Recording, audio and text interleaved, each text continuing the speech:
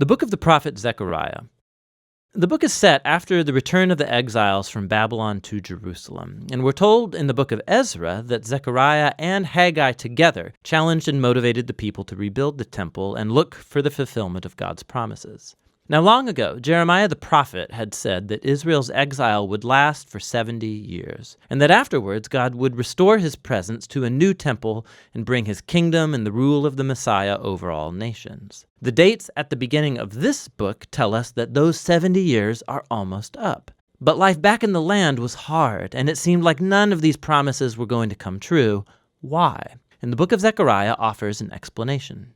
It has a fairly clear design. There's an introduction which sets the tone for a large collection of Zechariah's dream visions, and that's concluded by chapters 7 and 8. And then this is followed by two more large collections of poetry and prophecy. Let's just dive in and see how the book works. It begins with Zechariah's challenge to his generation to turn back to God and not be like their ancestors who rebelled and refused to listen to the earlier prophets, which landed them in exile. And so now the returned exiles respond positively to Zechariah. They repent and humble themselves before God, or so it seems. The next large section is a collection of 8 nighttime visions that Zechariah experienced. And just to prepare you, these are full of very bizarre, strange images, a lot like your dreams. The idea that God communicates to people through symbolic dreams, it's very old. It goes back to the book of Genesis. The dreams of Jacob or Joseph or Pharaoh, these gave meaning to current events at the time, but they also gave a window into the future. And so Zechariah has his own dreams now, and they've been arranged in this really cool symmetrical design. The first and the last visions are about 4 horsemen each. They're like rangers patrolling the world on God's behalf, and it's a representation of God's attentive watch over the nations. Their report is that the world is at peace. And in Zechariah's day, this refers to how God raised up Persia to conquer Babylon and bring peace. And so the question now arises, the 70 years of Israel's exile are almost up. Is now the time for the Messianic kingdom in Jerusalem? And God responds by saying that he's determined to fulfill those promises, but he leaves the question of timing unanswered. The second and 7th visions are paired because they're both reflections on Israel's past sin that led up to the exile. So the second vision is about these horns that symbolize the nations that attacked and then scattered Israel, Assyria and Babylon. But then these horns or empires are themselves scattered by a group of blacksmiths, an image for Persia. The 7th dream is about a woman in a basket, and we're told that she's a symbol of the centuries of Israel's covenant rebellion. And then this woman is carried off to Babylon by other women who carry the basket flying with stork wings. This is so strange. The 3rd and 6th visions are paired as they're both about the rebuilding of a new Jerusalem. So a man is measuring the city. It's an image of God's promise that Jerusalem will be rebuilt and become a beacon to the nations who will join God's people in worship. And then the 6th dream is about a scroll that flies around the new Jerusalem, punishing thieves and liars. The idea being that the new Jerusalem is a place that's purified from sin by the scriptures. The 4th and 5th visions are at the center of this collection, and they're about the 2 key leaders among the returned exiles. So Joshua, the high priest, and then Zerubbabel, the royal descendant of David.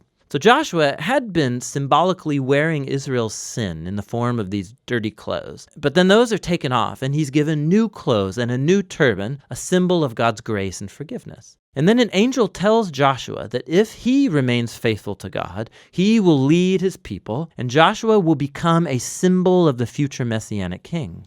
The other vision is about 2 olive trees that supply oil to this elaborate gold lamp, which itself is a symbol of God's watchful eye over his people. And these 2 trees symbolize the 2 anointed leaders, Joshua and then Zerubbabel, who's leading the temple rebuilding efforts. And God says that success will not come to this new temple if it's the result only of political maneuvering. Rather, these 2 leaders must be dependent upon the work of God's Spirit.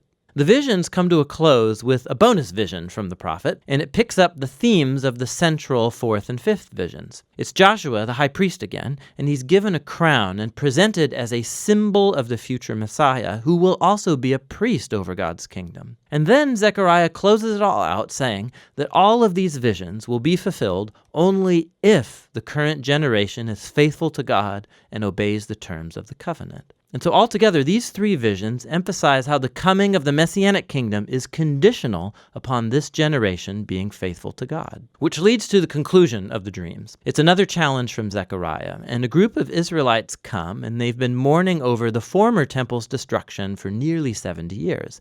And they ask him, is it time to stop grieving? Is God's kingdom going to come very soon? And Zechariah again reminds them of how their ancestors rejected God's call through the prophets, which led to the exile. And so he challenges them too.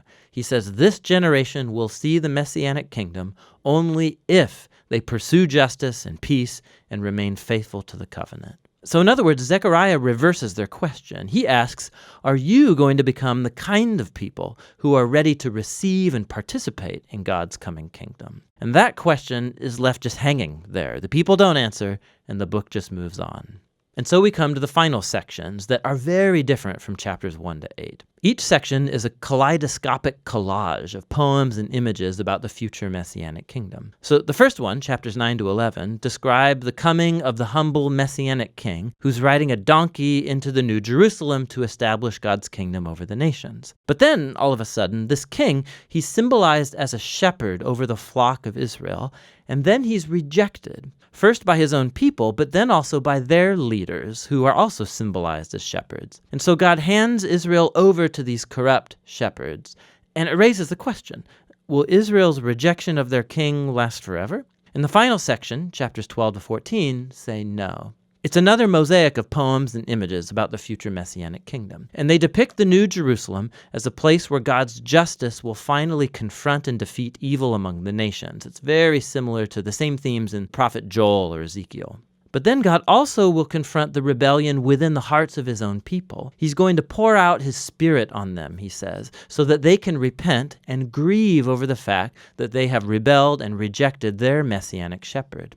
The final chapter concludes with the New Jerusalem as the gathering point for all of the nations. And then this city becomes a new Garden of Eden, and there's a river of living water flowing out of the temple, bringing healing to all of creation, and that's how the book ends. And so Zechariah just leaves you to ponder the connection between chapters 1 through 8 and 9 to 14. And the point seems to be that this future Messianic kingdom of the book's second half will only come when God's people are faithful to the covenant, the point of the first half. Reading the book of Zechariah is a wild ride. These visions and poems are full of startling imagery, and they do not follow a linear flow of thought. And that's part of the point. It's like history and our lives.